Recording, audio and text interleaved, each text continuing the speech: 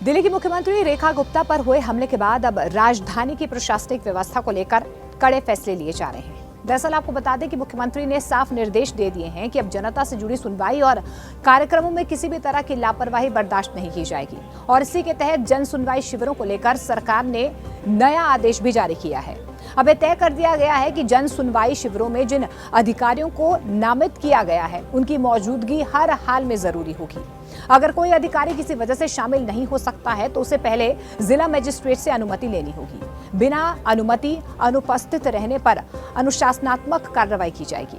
मुख्यमंत्री रेखा गुप्ता ने 7 अप्रैल को एक अहम बैठक में ये कहा था कि हर जिले में हफ्ते में कम से कम एक बार जन सुनवाई शिविर लगाए जाएं।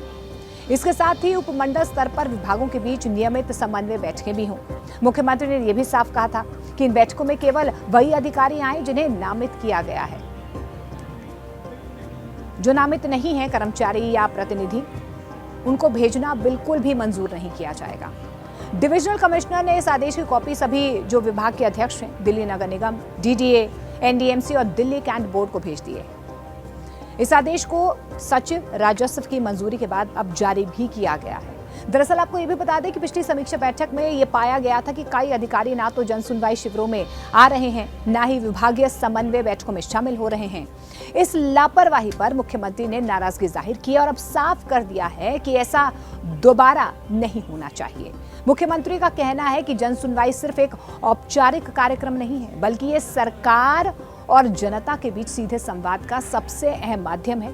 लोगों की समस्याओं को समझना और उन्हें समय पर समाधान देना सरकार की पहली जिम्मेदारी है और अधिकारी भी इसी जिम्मेदारी का हिस्सा हैं।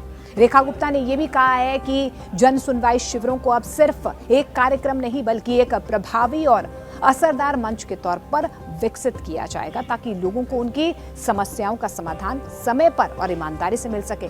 मुख्यमंत्री ने अधिकारियों को सख्त चेतावनी दी है कि अगर ये अनुपस्थिति ऐसी रहती है तो इसके लिए उन्हें अब सीधे तौर पर जवाब भी देना होगा। कुल मिलाकर अब दिल्ली में प्रशासन पर सीधा ये दबाव है कि वे जनता के लिए जवाबदेह बने और जन सुनवाई शिविरों को गंभीरता से लें।